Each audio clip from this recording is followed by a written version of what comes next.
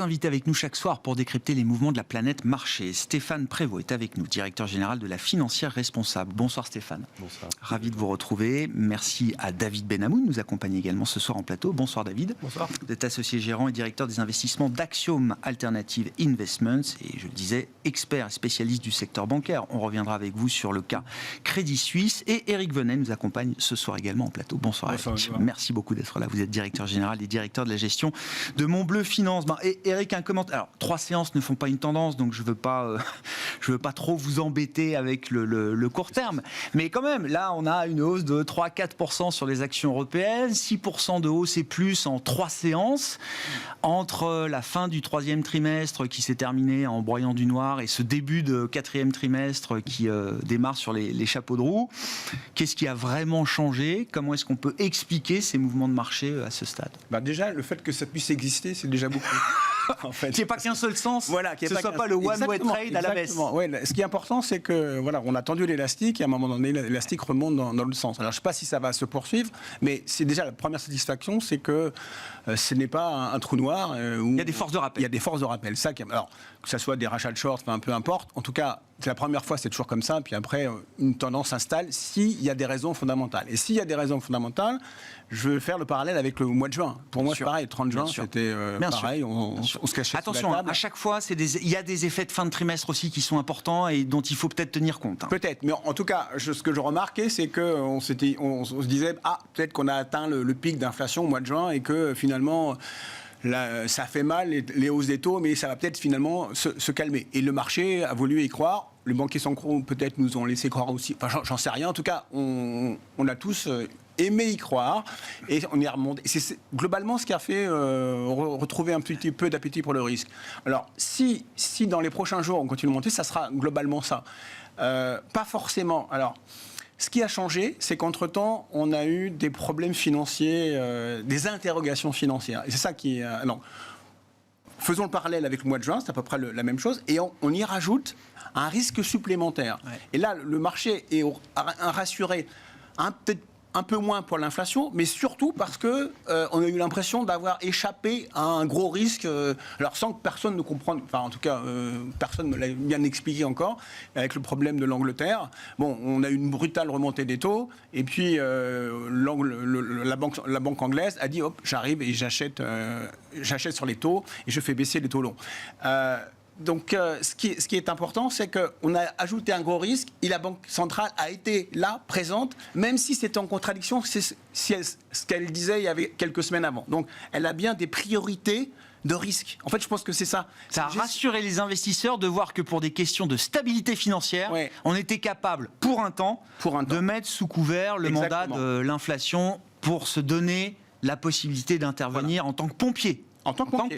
Voilà. Non, mais on gère des risques. Alors, bien sûr. C'est pour ça que je pense qu'il y a une partie peut-être que d'inflation qui va un peu se calmer, mais c'est surtout le fait que coucou, les banques centrales sont là. Ouais. Autant je rappelle, il y a le whatever it takes à l'envers. C'est-à-dire que vous voulez pas me croire, mais vous allez voir que vous allez souffrir, que je vais augmenter. Enfin, je parle de la Fed, qui disait que je vais augmenter les taux. Vous voulez pas croire que je vais casser la croissance, mais si. Voilà. Donc c'était ce que j'appelle le whatever à l'envers.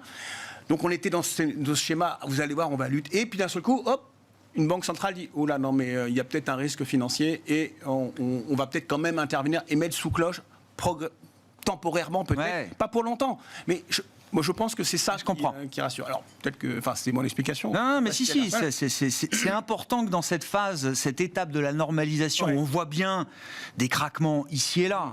L'Angleterre, l'intervention sur l'Yen, ouais, etc. C'est important que les investisseurs soient convaincus que les banques centrales ne vont pas tout laisser s'effondrer non plus. Voilà, c'est l'explication. Il y a quelques jours, on dit, mais qu'est-ce qui va nous faire qu'on va s'arrêter, quoi, parce qu'on était face à un scénario, je vais casser la croissance, si j'y arrive pas, vous inquiétez pas, il faut absolument lutter contre cette inflation. Est-ce qu'on peut extrapoler cette idée en se disant c'est le moment du pivot des banques centrales ou pas? L'exemple britannique est intéressant. La réunion de la BOE, ce sera le 3 novembre. Elle ne va pas s'arrêter de monter ses taux pour autant. C'est-à-dire que ce qu'elle fait là, c'est pas de la politique monétaire, c'est de la politique de réassurance, d'urgence. Oui.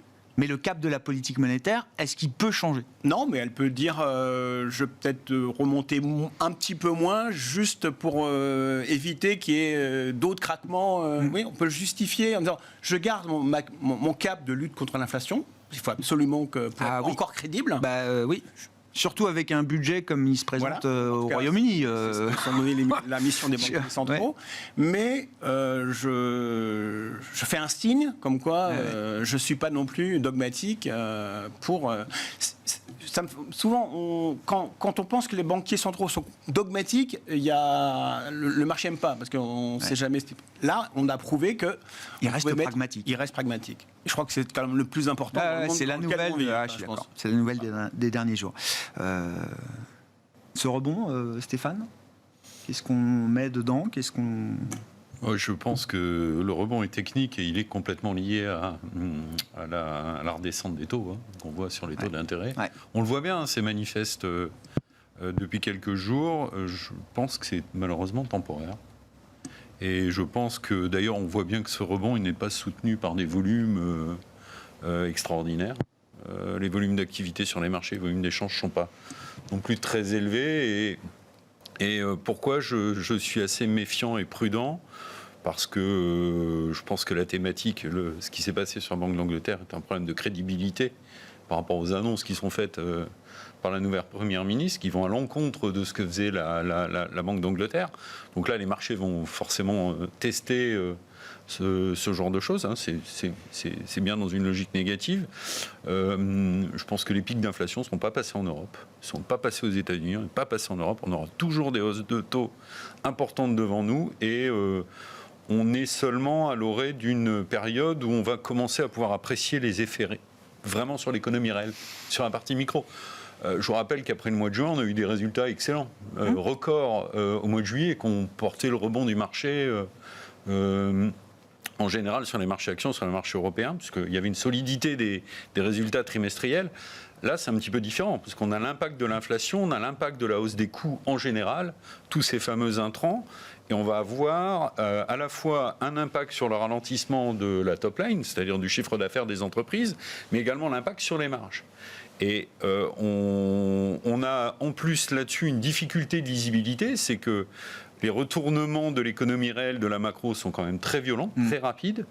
Il y a 9 mois, en début d'année, on était sur un scénario de croissance à combien ? 4,5 ? 4,5 Non, je sais plus, oui, quelque chose comme ça. Oui, 4,5, 5. 4,5. On venait de 6 l'an dernier, au niveau global. Oui, 6, d'accord. On a de la croissance embarquée, tout allait bien. La question, c'est de savoir, est-ce qu'on sera encore à 2 l'an prochain certains économistes, au niveau global. Oui, alors en zone euro, on parle de 0 à -1 plutôt sur les scénarios un peu médians. Donc il n'y a pas encore une catastrophe, mais en fait, on n'a pas de visibilité vraiment sur ce ralentissement. Et on commence à voir des secteurs d'activités sur lesquelles on va avoir des situations extrêmement diverses. Vous voyez, vous parliez de Saint-Gobain tout à l'heure. C'est vrai que le marché avait sanctionné avec la remontée des taux d'intérêt tout ce qui était lié à l'immobilier, à la construction, et a mis des niveaux de valorisation, des niveaux de cours qui étaient à peu près similaires à ce qu'on avait vu en 2007-2008 sur ces valeurs-là. Donc le marché est pricé par un excès de pessimisme ce type de valeurs, ce qu'on ne voit pas dans le discours des managements. Non. On peut voir des signes de ralentissement à certains endroits, mais il y a encore le patron de Sika, qui est une autre entreprise du secteur, qui ce matin relevait ses guidance. Ils disent on va faire plus 10%, on fera en fait 15 cette année, et on ne perdra pas en rentabilité. Alors donc vous voyez, on va rentrer dans une partie micro. Effectivement, on peut avoir des bonnes nouvelles sur un certain nombre de secteurs où ce qui était dans la phase d'affolement du marché qu'on a eu au mois de septembre, toutes les valeurs à fort bêta, les valeurs cycliques ont baissé. On peut avoir un rebond comme on l'a eu au mois de juillet. La question c'est, qu'est-ce qu'on a ensuite devant nous ?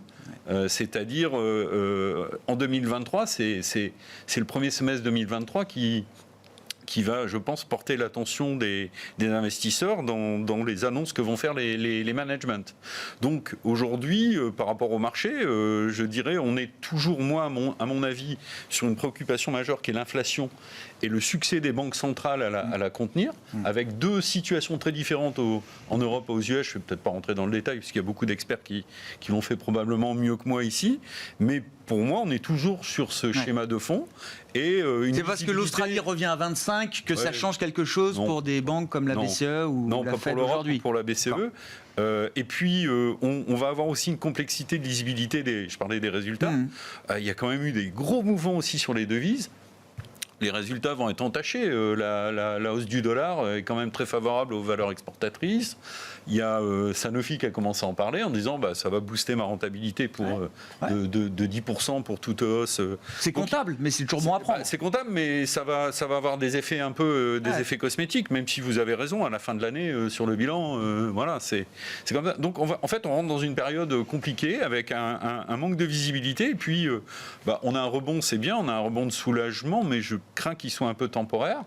Je pense qu'il va falloir d'autres catalystes pour avoir vraiment un ralentissement, une vraie détente, une vraie remontée. Et je pense que c'est encore un peu tôt en Europe. Et on voit d'ailleurs les indicateurs macroéconomiques fléchir sérieusement. Vous avez vu les PMI, les indicateurs manufacturiers en zone euro, etc. Là, l'Italie est en récession. Donc on commence à rentrer un peu dans le cœur du sujet. Alors, pas paniquer pour autant. Le marché peut être toujours excessif sur certains dossiers. Oui, puis là, c'est la récession la plus attendue de l'histoire. C'est-à-dire que... on la cherche. On a le temps de s'y préparer. C'est ce qu'on veut. Je suis d'accord. Mais à 10 fois le PE forward des actions européennes, on a déjà pricé quand même l'idée d'une récession. Mais... L'ampleur, la profondeur, on verra. Mais il y a quand même, dans ces chiffres-là, dans ces valeurs-là... Mais dans ce contexte-là, on voit bien qu'une erreur de communication des banques centrales ou d'un gouvernement sur des politiques budgétaires, ça va amener beaucoup d'anxiété et de volatilité sur les marchés. Moi, il ne faut pas trembler. C'est-à-dire que je comprends aussi qu'il ne faut pas que les banques centrales tremblent et que peut-être que la Banque d'Angleterre s'est montrée un peu trop complaisante dans sa dernière décision. Seulement 50 points de base quand tout le monde faisait 75, avec le mini-budget qui arrivait, en plus un membre de la Banque d'Angleterre qui vote pour seulement 25. Ça a pu aussi amener l'idée que la Banque d'Angleterre avait la main qui tremblait à un moment où elle a quand même 10% et plus d'inflation à gérer. Et puis la différence, c'est qu'on n'est plus dans les mêmes situations d'endettement au niveau des États. On n'a plus les marges budgétaires qu'on avait il y a 10 ans, quand on a mis en place les fameux mécanismes. Donc les effets de contagion peuvent être une crainte légitime du marché. Il ne faut pas souhaiter que ça se réalise, bien évidemment, mais clairement, je comprends à un moment donné que les marchés aillent tester ce genre de choses ou réagissent mal à ce type d'annonce et ce type d'effet. Bon, d'ailleurs, la Dame de Fer a fait très vite marche arrière et très fortement. Donc, oui. Elle est revenue sur des mesures phares de son programme. Oui. Elle avait détaillé son programme de vente d'obligations britanniques une semaine avant d'en racheter jusqu'à 65 milliards s'il faut. Mais il va falloir montrer de la crédibilité aussi par rapport à ce qu'elle va faire la Banque d'Angleterre derrière. Donc il y a un tandem quand même assez... il y a un équilibre très subtil à trouver. Avec une crise politique, une stratégie budgétaire iconoclaste, en tout cas exacerbée par rapport à ce qu'on peut observer encore à ce stade en Europe, qui justifie effectivement une attention particulière des investisseurs sur le Royaume-Uni aujourd'hui. Le problème, si on part de l'hypothèse où la récession est là, ça veut dire que si la récession est là, ça veut dire que ça a fonctionné et qu'il n'y a pas de raison d'aller beaucoup plus loin dans la poursuite des taux. Si on est la récession, je ne sais pas, moi, je n'ai pas l'impression qu'elle soit là. Les profits sont au plus haut et le taux d'emploi est au maximum en Europe, au Royaume-Uni et aux États-Unis. Il est là. C'est quand vous avez des indicateurs qui vous montrent que, effectivement, comme les PMI, où il y a vraiment une chute d'activité, il y a d'autres indicateurs qui vous montrent que non, la confiance est là. C'est ça toute la problématique. Le risque, c'est que la récession soit beaucoup plus loin devant nous que ce qu'on imagine. Voilà. Et surtout si les pics d'inflation ne sont pas passés et qu'on n'arrive pas à la contenir. Bon. Mais voilà. On entre quand même dans une phase où on voit revenir cette question de la stabilité financière, les facteurs globaux. Alors, on met un peu de tout dedans, effectivement. Il y a les devises, il faut intervenir sur le yen parce que ça commence à être trop douloureux, la Banque d'Angleterre sur le marché britannique. Et puis, au milieu de tout ça, des suspects habituels qui reviennent dans le secteur bancaire, David. Et je vous remercie d'être là ce soir parce que c'est un sujet qu'on n'a pas vraiment traité en profondeur parce que je voulais avoir quelqu'un d'expert sur la question bancaire pour y voir un peu plus clair dans cette affaire Crédit Suisse. Qui fait partie des usual suspects traditionnels. Je veux dire, je crois qu'il n'y a pas de surprise là-dessus. Le dernier. Voilà. Alors, voilà. Le précédent, c'était Deutsche Bank. Exactement, 2016, Deutsche Bank commence sa déroute. On parle de faillite, il n'y a pas eu de faillite de Deutsche Bank, mais des années très très compliquées pour la banque allemande. Et semble-t-il que ce soit autour de Crédit Suisse aujourd'hui. Pourquoi Crédit Suisse est en difficulté aujourd'hui, plus que d'autres? Quelles sont ses options à ce stade? Et comment est-ce qu'on évalue le risque de contagion systémique sur la base du cas Crédit Suisse? Alors d'abord, Crédit Suisse, c'est probablement la dernière banque en Europe qui n'a pas réformé sa banque d'investissement. Qui a une gouvernance déplorable depuis des années. C'est le champion de toutes les controverses. On a connu Greensill, Archegos, mais c'est une des banques qui a détruit le plus de valeur en amendes, controverses, etc., etc. Donc, et puis, on l'a vu aussi à travers les changements de management. Il y a eu beaucoup de changements à la tête de Crédit Suisse au cours de ces dernières années. Et tout ça reste relativement confus et précaire. Donc, c'est pour ça que ce qui se passe sur Crédit Suisse aujourd'hui, en tout cas, n'étonne quasiment aucun analyste financier. C'était presque une évidence. Les options pour Crédit Suisse, en fait, on les connaît. Crédit Suisse doit réformer sa banque d'investissement. Pourquoi maintenant? Pourquoi là, depuis une semaine, c'est la panique chez Crédit Suisse? Pourquoi est-ce que les exécutifs de la banque prennent leur téléphone tout le week-end pour appeler les clients? Je suis d'accord, la situation était connue. C'est pas nouveau le problème Crédit Suisse. Pourquoi là, maintenant, ça s'accélère? Le déclencheur, c'est le fameux mémo interne pour rassurer tous les salariés. Ça, je crois que c'était sérieusement assez. C'est aussi basique que ça. C'est parti de ça, et dans un contexte de marché aussi tendu que celui qu'on a aujourd'hui, il en a pas fallu plus pour que la note interne sorte et fasse l'objet de tous les commentaires possibles sur Twitter. C'est là où il dit qu'ils sont à un moment critique de leur histoire, c'est ça? Absolument. Et la réalité, c'est que aujourd'hui, on se rend compte que les investisseurs sont quand même, pour la plupart, restés à une compréhension du secteur bancaire qui est peut-être quasiment celui qu'on avait en 2008, mais on a un petit peu amélioré. Or, aujourd'hui, quand on regarde Crédit Suisse, on se rend compte que Crédit Suisse est des années-lumière de faire faillite. On est très loin. Ils ont 13,5% de capital réglementaire dur, donc c'est l'équivalent de ce qu'a BNP, par exemple. Mais en Suisse, vous avez des couches de capital additionnelles qui vous montent à peu près la totalité du capital utilisable avant que Crédit Suisse disparaisse, à peu près 100 milliards de francs suisses. Donc, on peut en absorber des Archegos et compagnie. Si on regarde la liquidité... Oui, parce que c'est souvent un problème de liquidité au départ. Bien sûr, une banque, ça peut mourir de capital, mais souvent, comme on l'a vu, Dexia et d'autres, meurent de liquidité. Les ratios de liquidité de Crédit Suisse sont des ratios qui sont plus importants que ceux qu'on a chez nos banques nationales. Donc, on n'a pas de sujet de liquidité non plus. Alors, il y a aussi toute la thématique des actifs dits de niveau 3. Je ne sais pas ce que c'est les actifs de niveau 3, David. Ce qui a été, en 2008, un des gros sujets, c'était tous les actifs sur lesquels vous ne pouviez pas mettre un prix. Donc, c'est les actifs de niveau 3. Donc, c'est les actifs qui ne sont pas liquides et où il faut, grosso modo, un du modèle capital pour donner le prix. D'accord, ok. Il y en avait beaucoup en 2008. C'est une des raisons essentielles de la faillite de Lehman. Ça a combiné avec un financement sur le court terme. Aujourd'hui...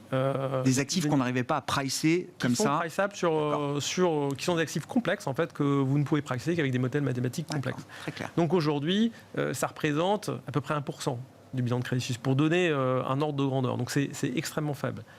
Ensuite, il y a la question des dérivés, ce qui est revenu aussi ce week-end, ou après, c'est les expositions dérivées.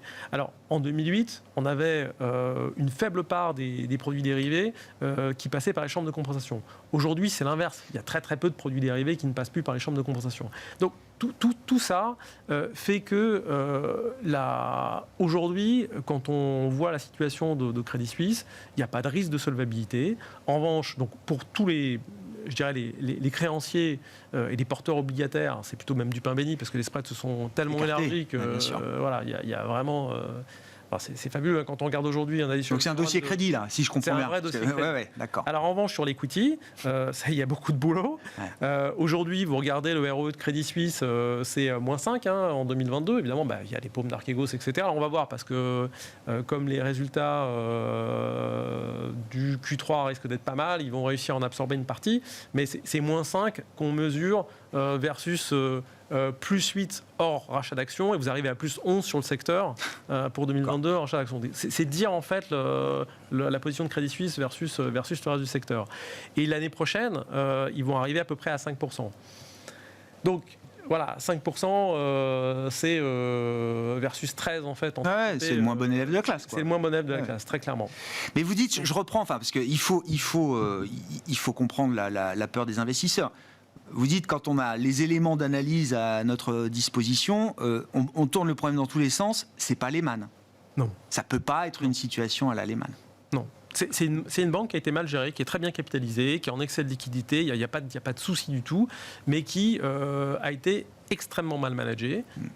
Décisions n'ont pas été prises, et c'est tout. C'est vraiment ça. Et aujourd'hui, ils se retrouvent, je dirais, très très tardivement à devoir restructurer la banque d'investissement. Ouais. Donc, ils peuvent le faire sans faire d'augmentation de capital. C'est gérable, compliqué mais gérable. Mais globalement, le plus simple, ce serait de faire une augmentation de capital d'à peu près 4 milliards de francs suisses, ce qui permettrait de maintenir le capital réglementaire au même niveau et d'assurer, le cas échéant, des prises de coûts de restructuration. D'accord. Voilà. Mais ce sera sans doute une option plus radicale qui s'imposera à Crédit Suisse encore ? Non, de toute façon, on va connaître leur plan d'ici fin du mois. Fin du mois, normalement, je crois que c'est le 27 octobre. Ouais.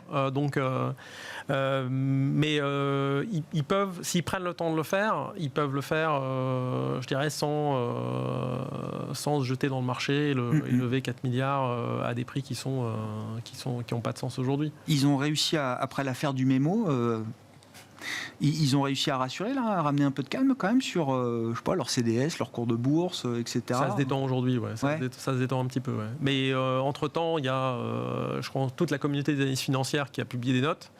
Pour dire Crédit Suisse, pour rassurer, on a tous le même constat. Ils sont solvables et il n'y a pas de problème de liquidité. Il n'y a pas de sujet de liquidité ni de solvabilité. Voilà. Oui, c'est-à-dire qu'en fait, la communauté des analystes est en train d'expliquer au patron de la banque que son mémo, c'était pas la peine de l'envoyer, quoi. C'est-à-dire que... je reviens à cette histoire de mémo, parce que si c'est vraiment ça qui met le feu aux poudres... Non, mais disons que c'est surtout la sortie du mémo dans le marché qui met le poudre. Parce que...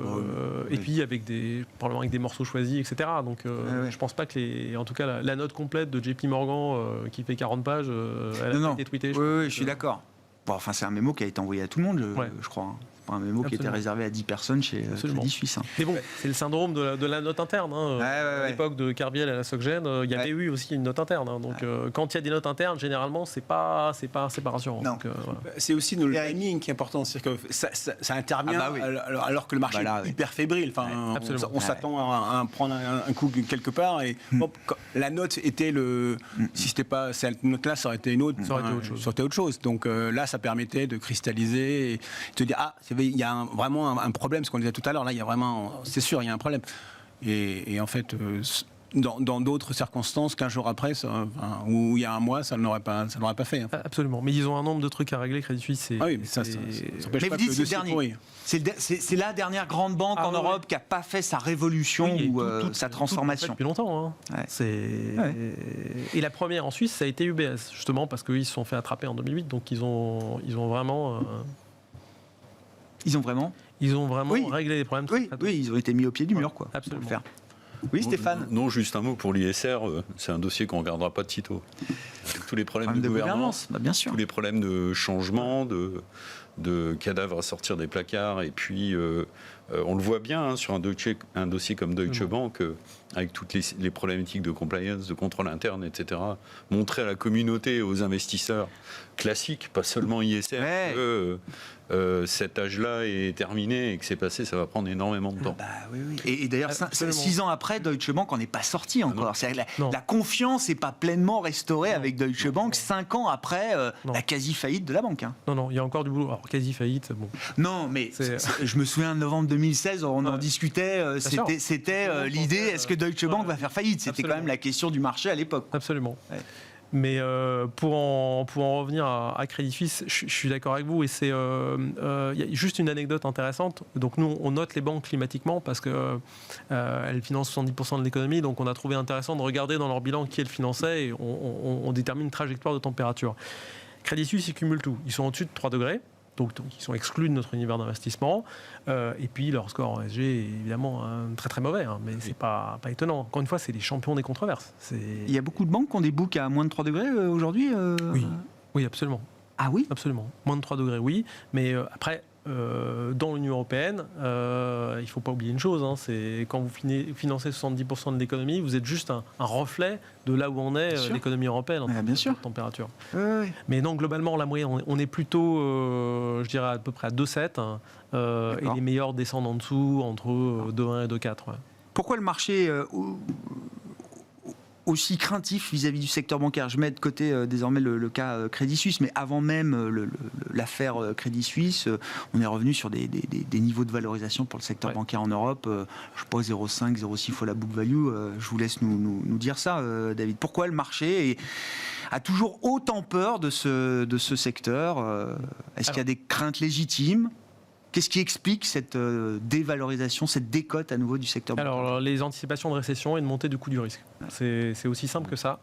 Parce que quand on fait le bilan sur le secteur, tout ce qui est favorable au secteur, aujourd'hui, on l'a. C'est-à-dire qu'on a les hausses de taux, d'abord la normalisation du taux de dépôt, qui est un truc considérable. Puis là, elles en profitent à plein en plus. Elles ont de la liquidité TLTRO à zéro qu'elles placent à 75 BP tous les soirs à la BCE. Ça ne va pas durer, ça. On va voir. C'est une question intéressante. Non, mais je crois que ça ne va pas durer. Moi, j'ai cru comprendre que ça n'allait pas durer. C'est compliqué. C'est très compliqué. C'est très compliqué. Mais en tout cas, elles font de la marge facile, là. Elles font, en plus de tout, de la marge facile. Il y a tout. C'est-à-dire, on en parlait tout à l'heure, il y a l'inflation qui fait croître les boucles de loan entre 5 et 7%. Donc voilà. On a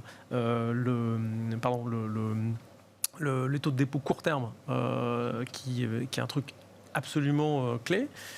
Et puis, du coup, on va avoir des résultats cette année qui sont spectaculaires. Donc, à l'image de BNP au deuxième trimestre, qui a fait son plus gros meilleur trimestre ever. Mais voilà, même celles qui ont du mal, comme Deutsche, qui sont vraiment en pleine phase de restructuration, ont annoncé qu'elles allaient publier un trimestre vraiment north of the guidance. Donc, tant que le marché ne sera pas rassuré sur la macro... Oui. Il ne regardera pas le secteur bancaire avec des yeux de fondamentalistes. Absolument. Et pourtant, quand on regarde, c'est simple. Aujourd'hui, le coût du risque est à peu près en moyenne à 25 points de base. Le coût du risque en marche normale, c'est plutôt 40 points de base. Récession, je dirais classique, on est à 80. Récession type 2008, on monte à 120. Quand on regarde les conséquences pour le ROE, récession à 120 points de base, on va descendre à des ROE qui vont situer entre 6 et 8%. Bon. C'est pas non plus un drame. Voilà.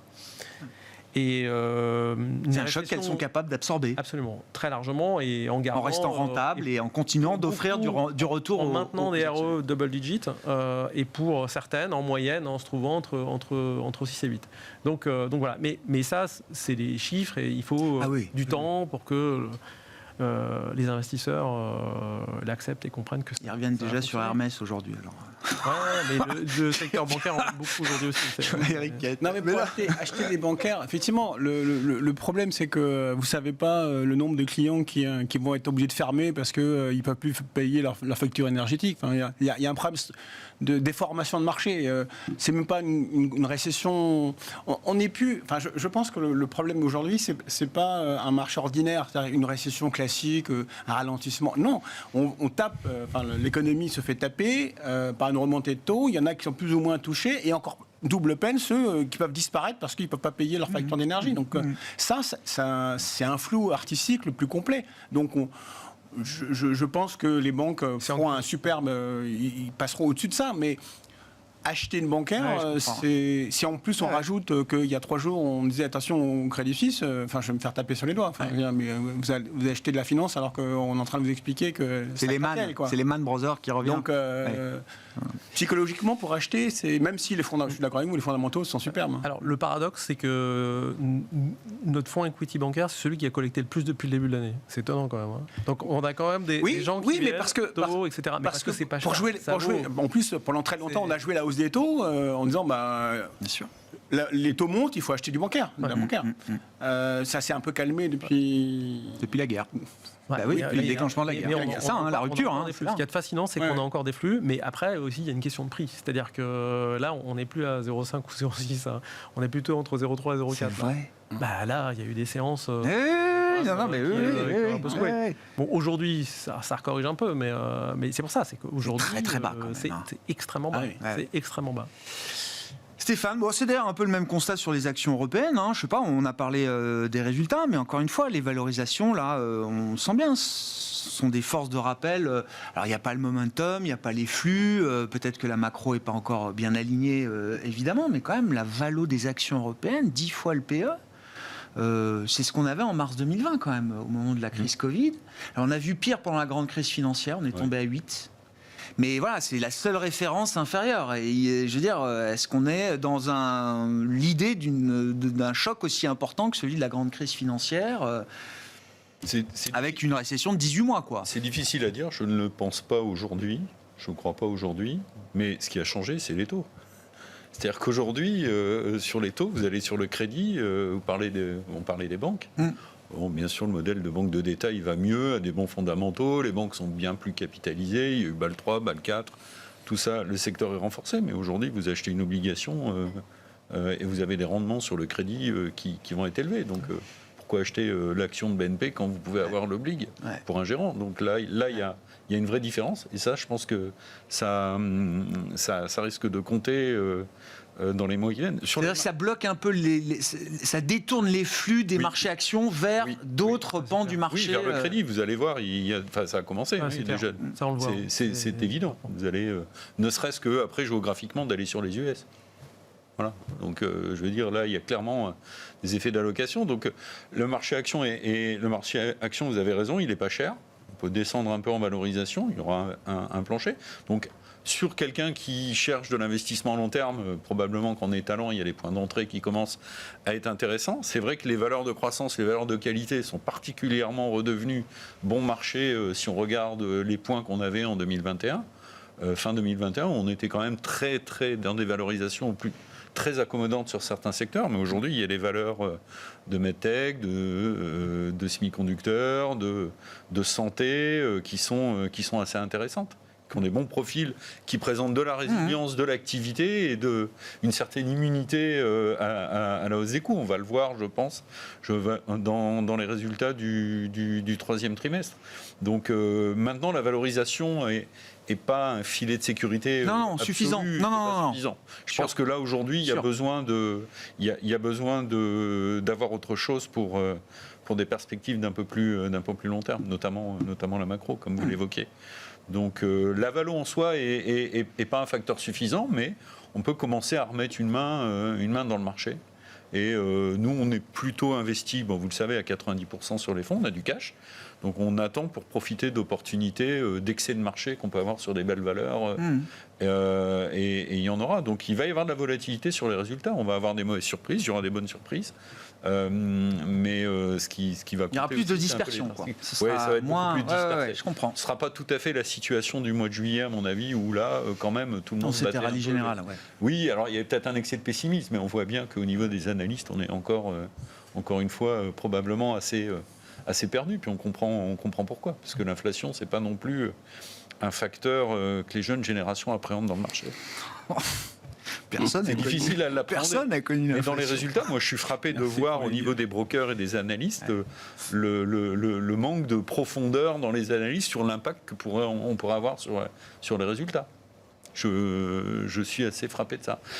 En même temps, ils regardent en valeur quand même. Ils regardent en valeur, mais en même temps, quand on consulte les entreprises, parce qu'on dialogue beaucoup avec les boîtes en tant qu'investisseur, on n'a pas toujours non plus l'accès à l'information. Une information qui permet de, justement, voir un petit peu, de mesurer, d'appréhender l'impact qu'on peut avoir. Eric, dans quelle logique d'investissement vous êtes là en ce début de quatrième trimestre? Moi, je passe sur les obligations. En tout cas, ça, c'est Pardon, je ne suis pas sur les obligations. D'accord. Moi, je pense que c'est beaucoup trop tôt et qu'il y a tellement de plaques à prendre que je préfère être sur des grosses et avoir de la liquidité. Ouais. Après, j'ai pas de chapelle, c'est-à-dire que je vais dans tout. Un peu plus là où personne ne veut. Et puis j'en lâche quand quelqu'un en veut, en fait. Mais j'ai pas de... En fait, là, ce que j'ai fait, c'est je vends du luxe quand ça prend 5%, parce que j'en ai un peu trop, mais il faut avoir le courage d'en acheter quand personne n'en veut. Mais c'est tout. Enfin, je sais pas si si c'est pricé par le marché. Je sais pas je sais simplement que personne ne sait pas grand-chose, que c'est normal parce que vous intervenez chez entreprise, à part certains où ils ont fait où ils ont une sécurité, mais tout le monde vous dit mais on n'en sait rien. Et, donc on ne peut pas extrapoler. Et des séances comme ça me prouvent encore que faut rester modeste et puis voilà, on laisse. Et puis la seule question, c'est où vous êtes dedans ou vous n'êtes pas dedans. Enfin, mais de toute façon, que vous soyez à 20% de cash ou 80%, vous aurez la même perf. Si vous n'utilisez pas votre cash quand les marchés sont très très bas, ça sert à... Enfin, je comprends. C'est plaisir intellectuellement, mais ça ne change pas grand-chose. Donc en fait, il faut avoir juste une discipline, c'est-à-dire et voir avec son client, est-ce que je peux en renforcer quand est-ce que ça peut correspondre au mandat et au profil. Tous mes clients le savent que lorsque je suis complètement démoralisé, c'est eux qui m'appellent, ils me disent je vous remets de l'argent. Et c'est là où on gagne de l'argent. Mais c'est évident. Donc, et comment on sort de ça? C'est-à-dire à quel moment on va retrouver on reste sur l'inflation, les banques centrales, c'est encore ça et toujours. Même inflation. Enfin, mais personne n'a la même définition de l'inflation. C'est-à-dire que la BCE vous dit, moi, je suis sûr qu'on ne descendra jamais plus à moins de 4. Ça me paraît aujourd'hui structurel parce que les politiques désinflationnistes qui sont dues à la Chine, c'est fini, alors que vous avez un changement structurel énorme, le coût de l'énergie va monter. Donc, à mon avis, une bonne inflation, pour moi, c'est 4. Voilà, c'est le chiffre est dit. Pour l'instant, on dit qu'on veut 2. Oui, on dit toujours qu'on veut 2. On est d'accord, mais bon, alors là... Mais ça changera, ça. Oui, bien sûr. Ça peut pas être. Le problème, c'est aujourd'hui, on est obligé de casser complètement la machine. C'est ça qui me. Si on dit maintenant qu'on fait plus 2 mais 4, plus personne croit. Oui, exactement. Quoi. Mais vous verrez qu'on y viendra. Ça peut évoluer. Bien sûr. Il faut juste. C'est un jeu de dupes, en fait. Il faut simplement faire comprendre que vous inquiétez pas, on va casser, on va lutter contre l'inflation. Tout en disant, j'espère qu'on va pas faire casser le système, parce que vous voyez qu'on est en train de se dire, est-ce qu'on a récession par récession, combien, on ne sait même pas. Là, on voit bien, on est prêt à payer un prix très lourd quand même. Quand on est une banque centrale, qu'on voit ce qui se passe, ça veut dire qu'on est déjà prêt à payer un prix assez lourd quand même. Et que nous, on se dit, mais pourvu que la croissance faiblisse, pour qu'enfin on nous lâche un peu avec les taux d'intérêt. C'est le problème, il est là. Et tout en disant, mais ils n'ont aucun pouvoir de faire baisser cette inflation, parce que l'inflation, elle est d'origine structurelle, d'énergie, enfin tout ce que je viens de raconter. Donc, la seule inflation que vous maîtrisez, c'est lorsque vous faites remonter les taux d'intérêt en immobilier aux États-Unis à 7%. Là, vous êtes sûr que là, les prix immobiliers vont chuter, que l'aménagement de la maison, ça va chuter, que la demande va être cassée, ainsi de suite. Et si on continue à casser le moral comme ça, vous êtes sûr que effectivement là, la confiance du consommateur, elle va chuter dans les mois qui viennent, mais à vitesse grand V. Et c'est ça qu'on ne sait pas. Il faudra juste, avant qu'on soit complètement dans les choux en termes de confiance, dire hop, on remet la machine arrière pour pas casser définitivement cette demande. On a mis tellement d'années à obtenir cette résilience de la demande. Enfin, ça fait des années qu'on dit mais on est en déflation, que personne ne veut investir, qu'on ne veut pas consommer parce que demain on consommera, on achètera moins cher. Enfin, on est sorti de ce schéma-là. Je ne voudrais juste pas qu'on casse cette pression... cette tendance inflationniste normale dans une économie, dès lors qu'on est à 3-4. Il ne faut juste pas que ça s'emballe. Et je pense que ça ne va pas s'emballer vu ce qu'on prend sur la tête en ce moment.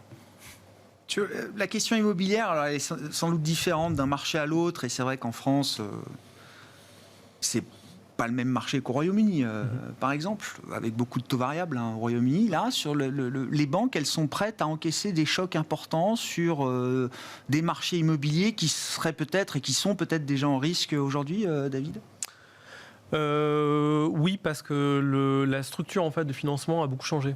C'est-à-dire qu'on a encore en tête les structures de financement taux variable ou taux fixe, table tous les 5 ans, par exemple au Royaume-Uni, avec des loan to value très très élevés. Et c'est moins le cas ? Ça a vraiment changé. Aujourd'hui, on a des loan to value qui sont quand même très très conservatrices par rapport à ce qu'on avait. Il a été importé au UK le fameux prêt amortissable qu'on connaît en Europe. Les durées fixées sont des durées beaucoup plus longues, 20 ans.